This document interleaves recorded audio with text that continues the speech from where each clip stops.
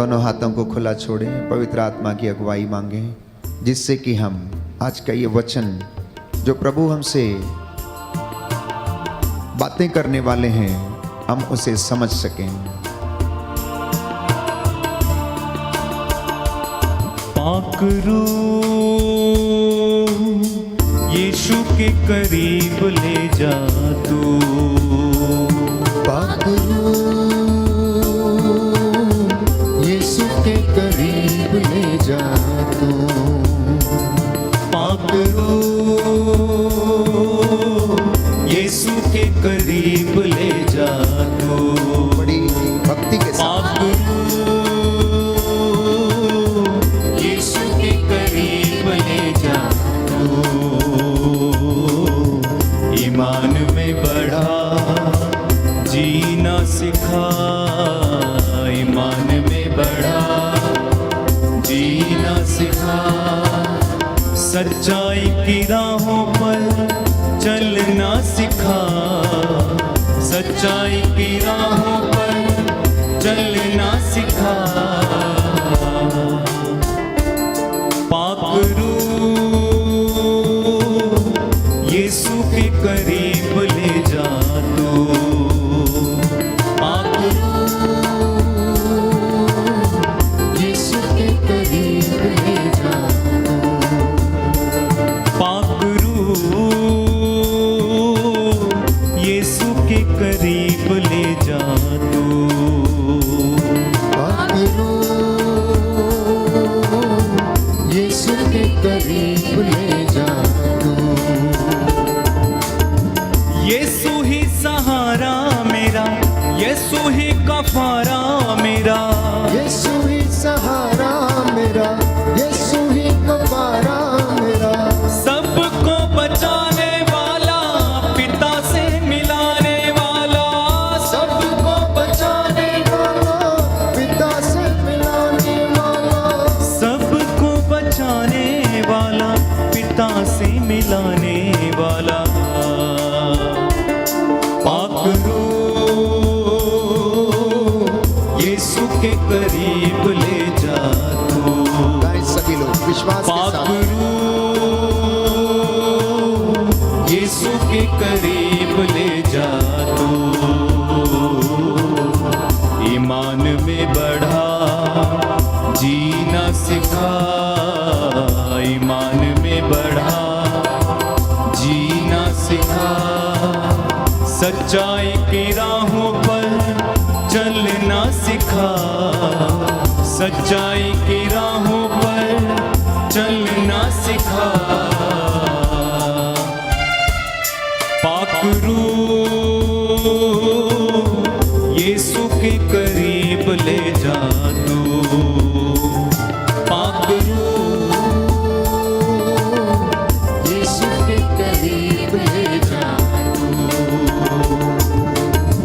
यीशु से मिलूंगा जब मैं, सब कुछ कहूंगा तब मैं, यीशु से मिलूंगा जब मैं, सब कुछ कहूंगा तब मैं, यीशु से मिलूंगा जब मैं, सब कुछ कहूंगा तब मैं, यीशु से मिलूंगा जब मैं, सब कुछ कहूंगा तब मैं, गले से लगाएगा वो, पोंछ देगा मेरे आंसू, गले से लगाएगा वो, पोंछ देगा मेरे आंसू, गले से लगाएगा वो, पोंछ देगा मेरे आंसू, गले से लगाएगा वो, पोंछ देगा मेरे आंसू, गले से लगाएगा वो, पोंछ देगा मेरे आंसू।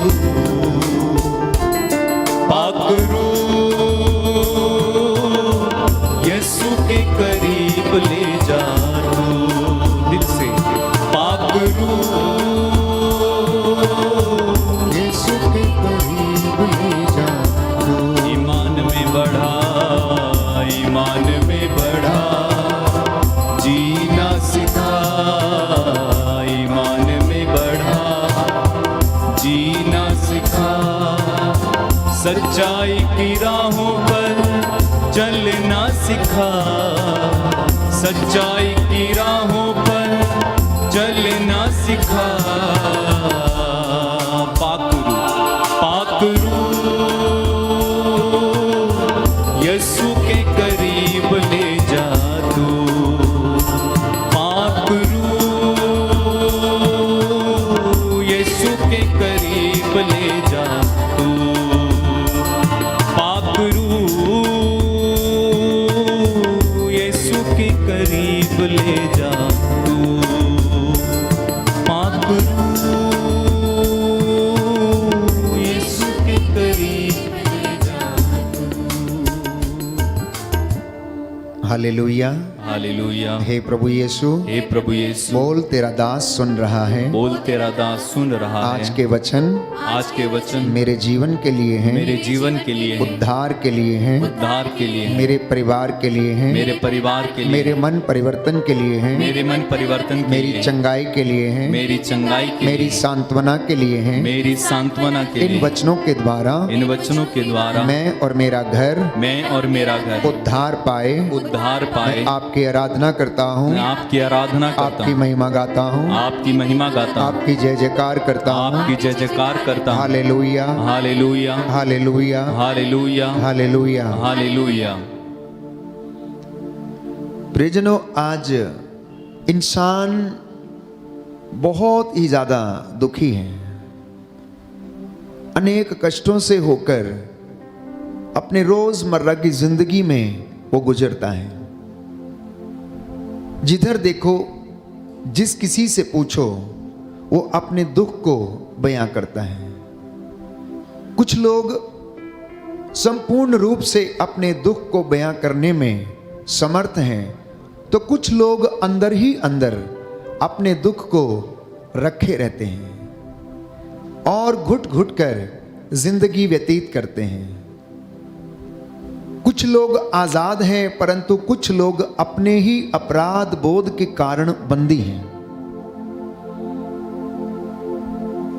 जिधर देखो उधर दुख ही दुख, कष्ट ही कष्ट सा नजर आता है।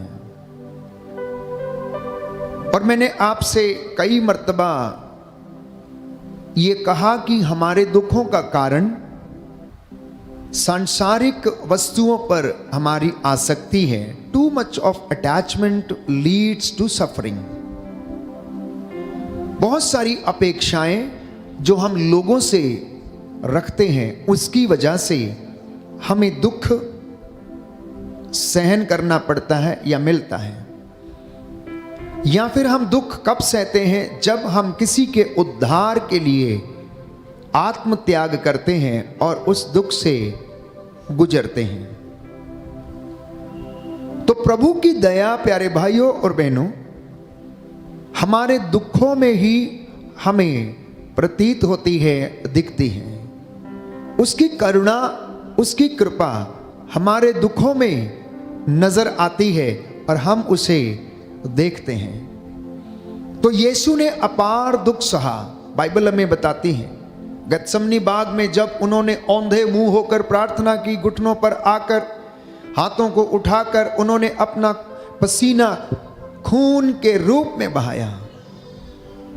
आग्रह के साथ उन्होंने प्रार्थना की और बाइबल कहती है कि एक स्वर्गदूत वहां पर उनके सामने हाजिर हुआ और उनको सांत्वना देने लगा।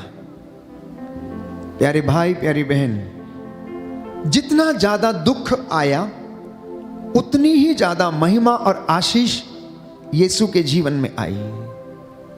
जितना ज्यादा दुख से होकर हम गुजरते हैं और जब वो दुख समाप्त हो जाता है, उतनी ही ज्यादा खुशी हमें महसूस होती है। अब जिसने दुख नहीं देखा, आनंद क्या होता है, उसे इसकी अनुभूति नहीं हो सकती। जो दुखों से गुजरा है, जो कष्टों से गुजरा है, जब उसे आनंद का अनुभव होता है, तो प्यारे भाइयों और बहनों, वो अनुभूति एक विशेष अनुभूति है। वो आनंद जिसे वो महसूस करता है, उसके लिए प्यारे भाइयों और बहनों, करोड़ों रुपए की कीमत देकर भी वो खरीदा नहीं जा सकता है। मेरे और आपके जीवन में भी ऐसा ही है कि हमारे जीवन में हम कष्टों से होकर गुजरते हैं। आप जरा अंदाजा लगाइए कि आपके जीवन में कई ऐसे क्षण आए होंगे, कई ऐसे आयाम से आप गुजरे होंगे जहां पर आपके जीवन में एक के बाद एक कष्ट आया होगा। और कुछ लोग कहते हैं कि ये साल हमारा बिल्कुल अच्छा नहीं था, ये साल में हमारा सब कुछ बर्बाद हो गया, और फिर से इंसान एक नई शुरुआत करने की कोशिश करता है। तो प्रियजनों, प्रभु का वचन आज आपको सांत्वना के रूप में यह कहना चाहता है कि आप कभी भी निराश मत होइए, कभी भी निराश मत होना, क्योंकि निराश होने से तेरा नाश है। कभी भी हिम्मत नहीं हारना और ये नहीं कहना कि सब कुछ समाप्त हो गया है। जहां से आप कहते हैं कि सब कुछ समाप्त हो गया है, याद रखना उसी पॉइंट पर आपके नए जीवन का रास्ता जो है वो ठहरा हुआ है। वहीं से आपके नए जीवन की शुरुआत संभव हो सकती है और वो हो जाएगी। प्यारे भाइयों और बहनों, हमारे जीवन में जैसा मैंने कहा कि कष्ट, दुख या फिर सुख, ये सिक्के के दो पहलुओं के जैसे हैं, क्योंकि इंसान का जीवन स्थिर नहीं है। उसके अंदर अच्छाई है, बुराई है, भलाई है, पाप है, पुण्य है, वो सारे काम करता है। झूठ भी बोलता है, सत्य भी बोलता है, पाप भी करता है, पुण्य भी करता है, अच्छाई भी करता है, बुराई भी करता है। तो ये इंसान की फितरत है और इसी की वजह से उसके जीवन में वो कष्टों और सुखों दोनों के लिए जिम्मेदार है। ऐसा नहीं है कि केवल वो सुखों के लिए जिम्मेदार है, वो दोनों के लिए जिम्मेदार है। क्योंकि यदि आप अच्छाई बोएंगे तो अच्छाई मिलेगी, बुराई बोएंगे तो बुराई मिलेगी। अब निर्भर आपके ऊपर करता है। प्रभु ने कहा कि मैं तुम्हारे सामने भलाई और बुराई दोनों रखता हूं, जिंदगी और मौत तेरे सामने मैं दोनों को रखता हूं। चुनना तेरे ऊपर है कि तू क्या चुनना चाहता है। तू क्या चाहता है, बुराई अथवा भलाई, जीवन अथवा मृत्यु।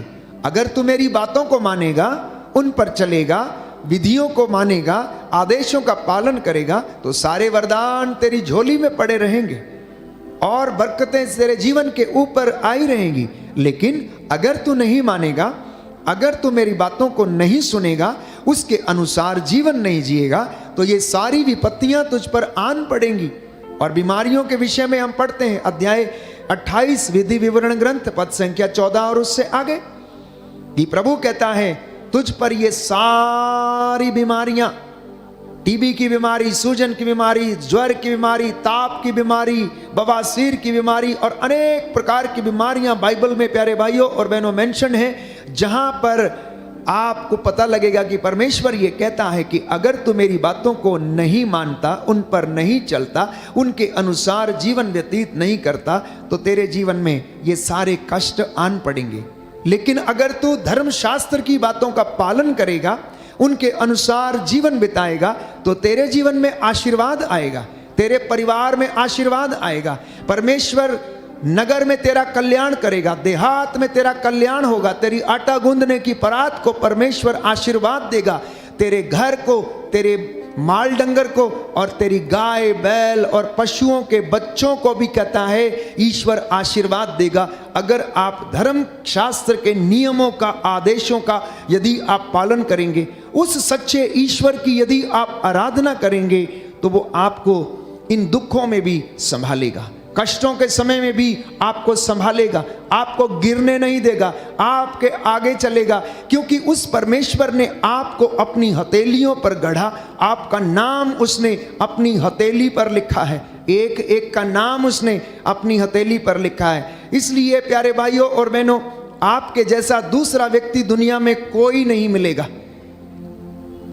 करोड़ों अरबों की संख्या में लोग हैं इस दुनिया में, और आप आश्चर्यचकित होंगे, और होना भी चाहिए, कि आपके हाथ की रेखाएं दूसरे व्यक्ति के हाथ की रेखाओं से नहीं मिलती हैं। और इंसान ने आज थोड़ी सी तरक्की कर ली तो वो सोचता है प्यारे भाइयों और बहनों, पूरी जिंदगी को उसने हासिल कर लिया है। पूरी कायनात पर इंसान सोचता है कि उसने कब्जा कर लिया है, सब कुछ उसका है। प्यारे भाइयों और बहनों, प्रभु का वचन हमें याद दिलाता है कि आखिर ये सब कुछ मेरा है, तुम्हारा है क्या? ये सब कुछ परमेश्वर कहता है कि मैंने तुम्हें दिया है, मैंने तुम्हारे लिए सृजित किया है। इसलिए मेरे और आपके लिए निहायत ही जरूरी बात यह है कि हम उसकी हजूरी में आकर उसका धन्यवाद करें और दुख में, कष्ट में आनंद मनाएं। और वो आनंद प्यारे भाइयों और बहनों हमेशा हमेशा के लिए बना रहे। बोले आमेन, आमेन, हालेलुया, हालेलुया। हे प्रभु यीशु, हे प्रभु यीशु, आपके वचन के द्वारा, आपके वचन के द्वारा मेरे जीवन में शांति आ जाए, शांति आ जाए, चंगाई आ जाए, चंगाई आ जाए। Hallelujah, hallelujah, hallelujah, hallelujah. तो इस दुनिया में यीशु मसीह के जैसा कोई भी इंसान आज तक ना तो हुआ और ना ही होगा, क्योंकि यीशु मसीह सदा एक रूप रहते हैं, वो कभी नहीं बदलते, उनका प्रेम कभी नहीं बदलता। उन्होंने ना केवल आपके लिए अपना प्राण न्यौछावर किया, बल्कि पूरी कायनात के लिए, पूरी सृष्टि के लिए, सारी मानव जाति के लिए अपना प्राण न्यौछावर करके उन्होंने आपके लिए एक आदर्श रखा। सुनिए उन्होंने ये काम कैसे किया। इब्रानियों के पत्र अध्याय 5 पद संख्या 7 में पढ़ते हैं कि मसीह ने इस पृथ्वी पर रहते समय पुकार पुकार कर, आंसू बहाकर ईश्वर से जो उन्हें बचा सकता था प्रार्थना और अनुनय विनय की। श्रद्धालुता के कारण उनकी प्रार्थना सुनी गई। ईश्वर का पुत्र होने के बावजूद भी उन्होंने दुख सहकर आज्ञा पालन सीखा। उस प्रभु यीशु की जिसकी हम आराधना करते हैं, बाइबल हमें बताती है कि वो ईश्वर का पुत्र था। ईश्वर का पुत्र होने के बावजूद उन्होंने दुख सहा, उन्होंने सूली उठाई, अपने हाथों में उन्होंने कील ठुकवाई, अपने पैरों में कील ठुकवाई, अपनी बगल को उन्होंने बर्छी से छिदा दिया, जिससे कि मैं और आप प्यारे भाइयों और बहनों मुक्ति प्राप्त करें। और उसने दुखों में भी प्यारे भाइयों और बहनों कैसे जीना है, कैसे ईश्वर की आज्ञा का पालन करना है, यह मानव जाति को सिखाया। और वो यीशु मसीह ये कहता है कि अपने मित्रों के लिए प्राण अर्पित करने से बड़ा किसी दूसरे का प्रेम नहीं है। लेकिन हमारी दुनिया में क्या होता है, एक मित्र दूसरे मित्र के ही सीने में छुरा घोंप देता है, एक भाई दूसरे भाई के सीने में ही छुरा घोंप देता है। लालच के कारण, घमंड के कारण, ईर्ष्या के कारण, अहंकार के कारण, संपत्ति में के कारण, पारिवारिक बपौती जो उसे प्राप्त हुई है उसमें जो विवाद है, उसके अनुसार इंसान इंसान का दुश्मन बना हुआ है। इंसान इंसान का दुश्मन बना हुआ है। प्यारे भाइयों और बहनों, अय्यूब के ग्रंथ अध्याय 1 में हम पढ़ते हैं कि अय्यूब का सब कुछ नष्ट हो गया था, उसके शरीर पर फोड़े निकल आए थे, भयंकर यंत्रणा वो सह रहा था। लेकिन बाइबल हमें बताती है कि फिर भी उसने ईश्वर पर दोष नहीं लगाया। आज इंसान के जीवन में थोड़ा सा कष्ट आता है, थोड़ा सा उसका काम बिगड़ जाता है तो भगवान को कोसने लगता है, ईश्वर को कोसने लगता है कि आखिर मेरे जीवन में ऐसा क्यों है, मेरे ही जीवन में कष्ट क्यों है, क्यों मेरा भाग्य ऐसा क्यों नहीं है, मेरा भाग्य ऐसा क्यों है। प्यारे भाइयों और बहनों, बाइबल हमें बताती है कि तुम में से कुछ लोग अपने कुकर्मों के कारण दुख भोग रहे हो। ईश्वर नहीं चाहता कि आप दुख भोगें। इंसान अपनी ही गलतियों के कारण दुख भोगता है, अपने ही कुकर्मों के कारण बीमार पड़े हुए हैं, किसी दूसरे व्यक्ति की वजह से नहीं।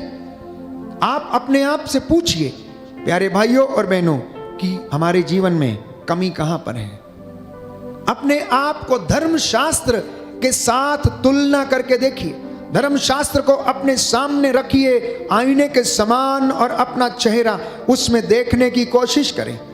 अपने चरित्र को अगर क्रॉस चेक करना है, मैं बार बार यही कहता हूं, तो बाइबल खोल के अपने सामने रखिए और उसके अनुसार अपने चरित्र को, अपने व्यवहार को, अपनी बोली को, अपनी धार्मिकता को, अपने दान पुण्य के कामों को आप उसके साथ क्रॉस चेक करें, आप उसके साथ परखें, क्योंकि प्रभु तो चुनौती देता है। तुम्हें विश्वास नहीं है, कहता आओ और परख कर देख लो, आओ और परख कर देख लो। अगर आपको विश्वास नहीं है तो प्रभु इतना भी कहता है कि तुम आओ और परख कर देखो कि परमेश्वर कितना भला है। और अय्यूब के ग्रंथ में हम पढ़ते हैं प्रियजनों कि अय्यूब ने कभी शिकायत नहीं की। शैतान ने उसको परखा, उसे प्रलोभन दिया, लेकिन वो ईश्वर के प्रति ईमानदार रहा। आज कितने लोग हैं जो ईश्वर के प्रति ईमानदार हैं। मैं समझता हूं कि ईश्वर के प्रति ईमानदारी की बात तो दूर, इंसान खुद से भी वफादार नहीं है। इंसान खुद से ईमानदार नहीं है, वो खुद से अपने आप को धोखा देता है। इंसान अपनी ही बातों से खुद को धोखा देता है और ईमानदारी अपने ही साथ नहीं बरतता। इंसान अपने ही घर में ईमानदार नहीं है, वो झूठ बोलता है, परिवार वालों को अधिकांशतः धोखा देता है। दंपति, पति और पत्नी एक दूसरे को धोखा देते हैं जब वो गलत रिश्तों में, व्यभिचार में रहते हैं, जब वो एक दूसरे से अपनी बातों को छिपाते हैं। आज प्यारे भाइयों और बहनों, इस पूरी दुनिया में धोखे का पर्दा पड़ा हुआ है। एक दूसरे को मारने, काटने, अत्याचार करने, गिराने, स्वार्थपरता का पर्दा लोगों की आंखों पर पड़ा हुआ है। और इसलिए मैं कहता हूं कि इंसान परमेश्वर से वफादारी तो दूर, वो खुद से ईमानदार नहीं है, खुद से वफादार नहीं है, अपने परिवार से वफादार नहीं है, बच्चों के साथ वफादार नहीं है। क्यों? क्योंकि जिम्मेदारियों को पूरा नहीं करता है। एक बाप होने की जिम्मेदारी वो निभाने में असमर्थ है। अधिकांशतः माताएं अपनी मां या अपने मातृत्व की जिम्मेदारियों को निभाने में असमर्थ हैं। पर याद रखिए ऐसा क्यों है? संत पौलुस कहता है, जान लीजिए ये दिन बुरे हैं, ये दिन बुरे हैं। वर्तमान समय का पूरा पूरा लाभ आप लोग उठाएं, बाद में ये मौका नहीं मिलेगा, बाद में ये मौका नहीं मिलेगा। इसलिए वर्तमान समय का लाभ आप लोग उठाएं। तो हमारे जीवन में कुछ कष्ट परमेश्वर की ओर से आते हैं। वो इसलिए आते हैं कि बाइबल हमें बताती है कि जब एक व्यक्ति से पूछा गया, प्रभु की परीक्षा लेते हुए उन्होंने पूछा कि आप प्रभु गुरुवर ये बताइए कि इस बच्चे के जीवन में ये अंधापन क्यों है? क्या ये बचपन से अंधा है, या इसके माता ने पाप किया है, पिता ने पाप किया, या इस बच्चे ने पाप किया है? तो प्रभु यीशु ने जवाब दिया कि ये बीमारी इसके घर में इसलिए आई है ताकि ईश्वर की महिमा इसके घर में प्रकट हो जाए, ये चंगा हो जाए, इसलिए इसके घर में ये बीमारी आई है। तो प्रभु ये कहता है कि मैं तेरी परख करता हूं, किसमें? दुख की भट्टी में, आग की भट्टी में मैं तेरी परख नहीं करता हूं। तो परमेश्वर ये कहता है कि मैंने तुझसे क्रोध के आवेश में, गुस्से के कारण मैंने अपना दाहिना हाथ जो सामर्थ्यवान है उसको पीछे खींच लिया था और मैंने इनके जीवन में दुख आने दिया। मैं देखना चाहता था कि मेरी अपनी प्रजा, मेरी चुनी हुई प्रजा क्या मेरे पास वापस लौटकर आती है या नहीं आती है। तो प्रियजनों, हर दुख ईश्वर की ओर से नहीं है, यह भी याद रखिएगा। हर दुख ईश्वर की ओर से नहीं आता। हमें समझने की आवश्यकता है कि अगर व्यक्ति धर्मी है, दान पुण्य करता है, उसके बच्चे अच्छा जीवन बिताते हैं, प्रार्थना करते हैं, उपवास करते हैं, पुण्य के काम करते हैं, और इसके बावजूद यदि आपके जीवन में दुख आता है तो समझ लेना परमेश्वर आपके विश्वास की परख करने के लिए आपके जीवन में उस दुख को आने देता है ताकि आप और ज्यादा विश्वास में दृढ़ बनते जाएं। अय्यूब के जैसे वो आपके जीवन की परख करता रहता है, करता रहता है, करता रहता है। क्योंकि बाइबल हमें बताती है धर्मी सदा संकटों में घिरा रहता है, लेकिन परमेश्वर उसकी हड्डियों की रक्षा करता है।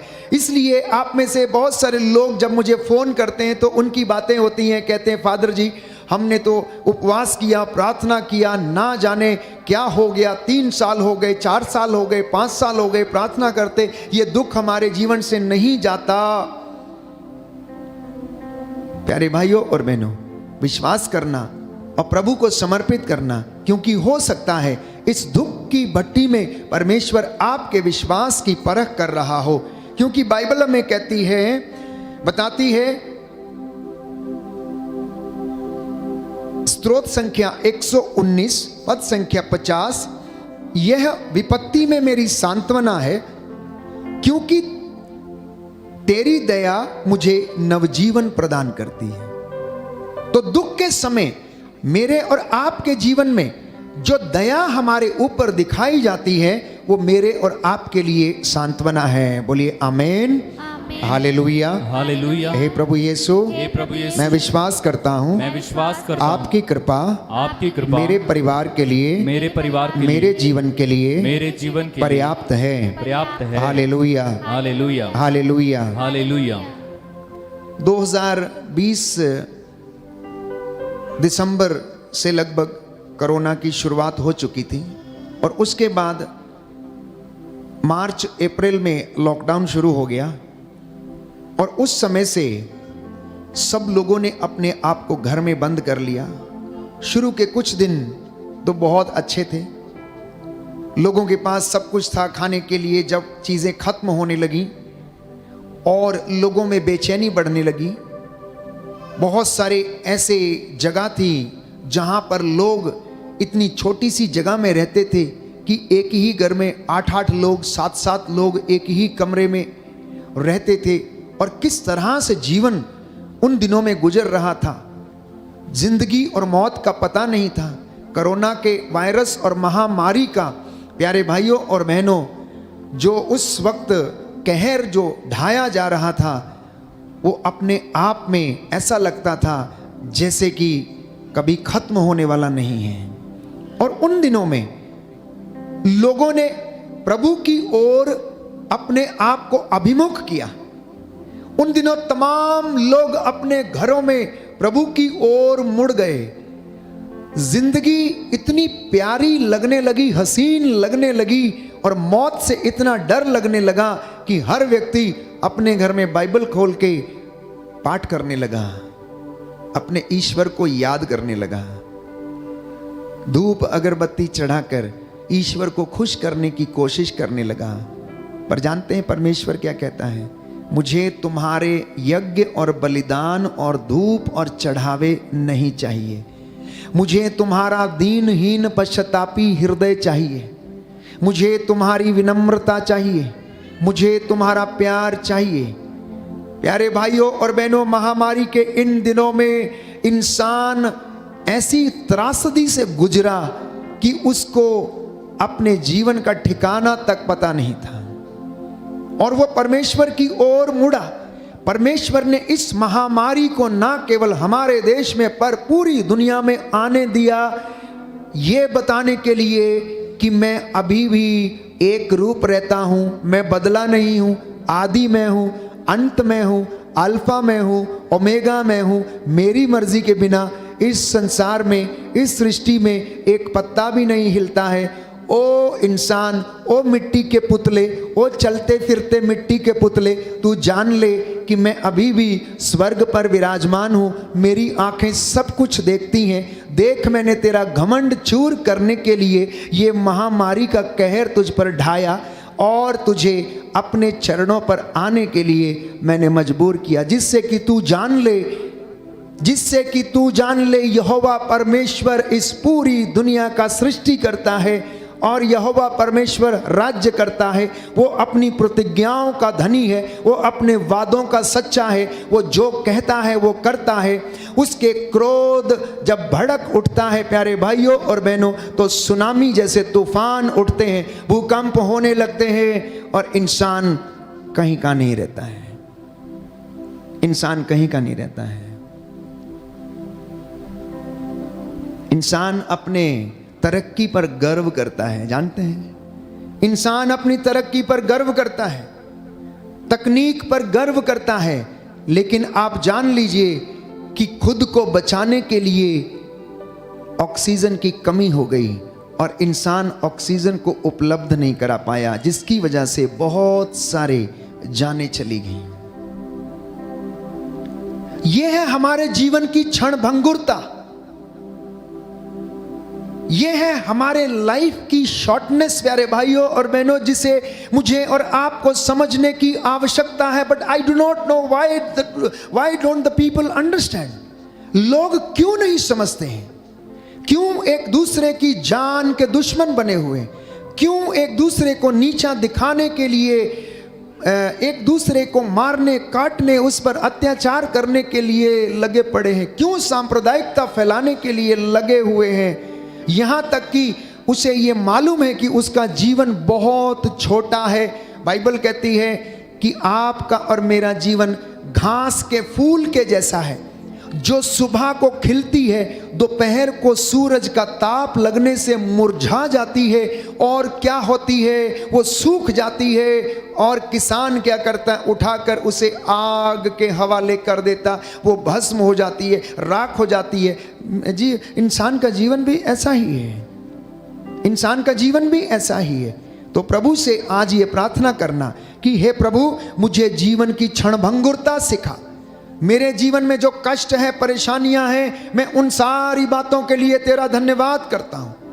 अच्छाई के लिए, बुराई के लिए, दुख के लिए, कष्ट के लिए, कमजोरी के लिए, मम्मी पापा के लिए, अपने पूर्वजों के लिए, बच्चों के लिए, धर्माधिकारियों के लिए, नेताओं के लिए, शासकों प्रशासकों के लिए, इन तमाम लोगों के लिए, इनकी कमजोरियों के लिए मैं तेरा धन्यवाद करता हूं। क्योंकि संत पौलुस ये कहता है, जब हम दुर्बल हैं तब हम बलवान हैं। यदि सब लोग बलवान होते, पहलवान होते, तो कोई इनकी इबादत करता, कोई मंदिर जाता, कोई माथा टेकता, कोई दान पुण्य करता, कोई आपको पूछता? कोई नहीं पूछता प्यारे भाइयों और बहनों। इसलिए परमेश्वर ने हर व्यक्ति को उसकी सोच, उसकी समझ के अनुसार उसे वरदान दिया है।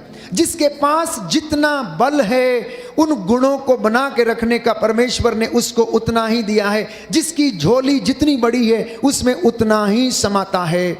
इसलिए परमेश्वर का अनुग्रह अगर लेना है तो आप आत्मत्याग करना, आप उसके सामने आकर घुटना टेकना, मंदिर में प्रार्थना करना, लेकिन आपकी प्रार्थना जो है उसका साक्षात्कार जो है वो बाहर जाकर, मंदिर में के बाहर जाकर लोगों के बीच में होना चाहिए। आपकी इबादत जो आप मंदिर में करते, चर्च में करते, गिरजाघर में करते हैं, वो प्यारे भाइयों और बहनों एग्जीक्यूट होनी चाहिए बाहर समाज में। जब आप अपने भाई से मिलते हैं, अपनी बहन से मिलते हैं, किसी भिखारी से मिलते हैं, या किसी को आपकी ज़रूरत है, जब आप उसके साथ आप बातचीत करते हैं तो आपकी प्रार्थना उनके जीवन में काम आनी चाहिए। कहने का मतलब ये है, कथनी और करनी, इन दोनों में अंतर नहीं होना चाहिए। समानता होनी चाहिए, समानता होनी चाहिए। आज इंसान की कथनी और करनी में फर्क है, इसीलिए उनके जीवन में कष्ट है, परेशानी है, चिंता है। अगर दोनों में समानता हो जाए, इंसान अगर अपने आप से ईमानदारी बरते, वफादार रहे प्रियजनों, तो उसके जीवन में आशीष आएगी, शांति आएगी। और आप, प्रभु का वचन कहता है, जो थोड़े समय तक कष्ट सहना पड़ रहा है, इसकी चिंता ना करें आप लोग।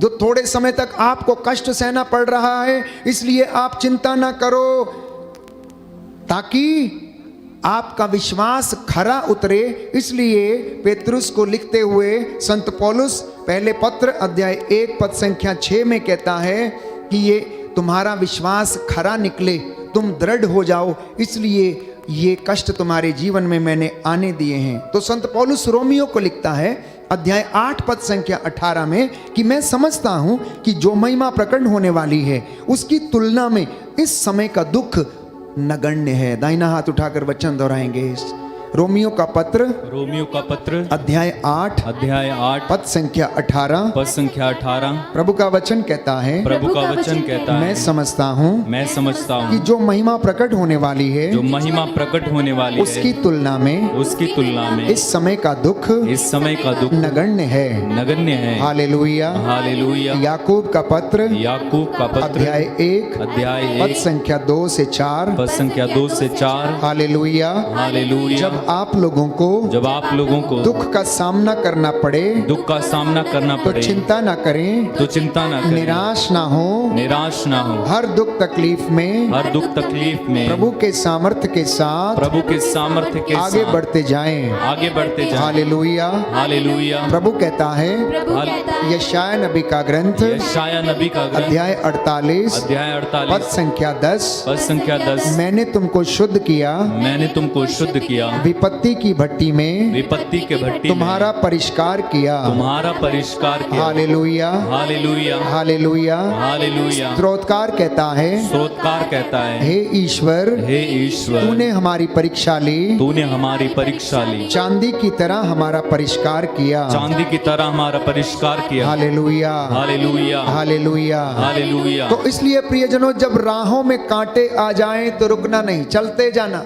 वो स्टॉप नहीं होना चाहिए। दुख आ जाए तो स्टॉप नहीं होना चाहिए। आप याद करें एडिसन को, जिसने बल्ब का निर्माण किया।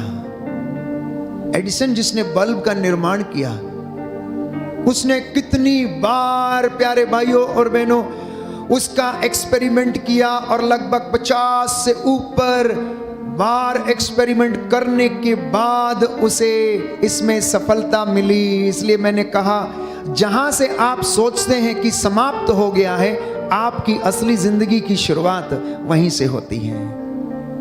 आपकी असली जिंदगी की शुरुआत वहीं से होती। कहते हैं कि डूबते को तिनके का सहारा काफी होता है।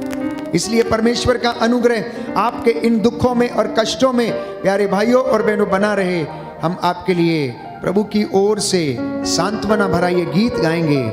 राहों में कांटे अगर हों, रुकना नहीं, चलते जाना, यीशु तेरे साथ है, ये तू विश्वास करना। आज आप में से जितने भी लोग निराश हैं, प्रियजनों, विश्वास करना। जो बेड रिडन है, लकवे से पीड़ित हैं, बीमारियों से पीड़ित हैं, बवासीर की बीमारी, रक्तस्राव की बीमारी, इन्फेक्शंस के, शरीर के इन्फेक्शंस, गुर्दे के, लीवर के इन्फेक्शंस, यीशु के पवित्र सामर्थी लहू से चंगे हो जाएं।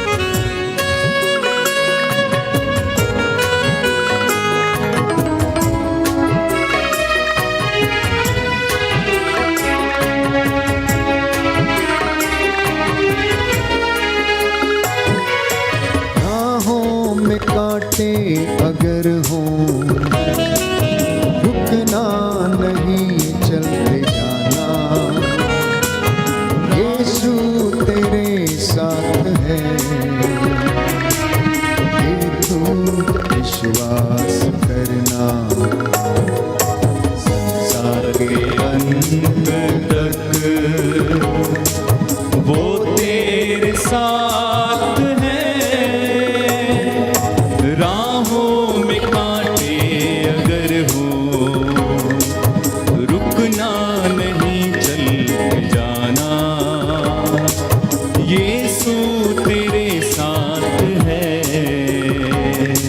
ये तू विश्वास करना। संसार के अंत तक वो तेरे साथ है।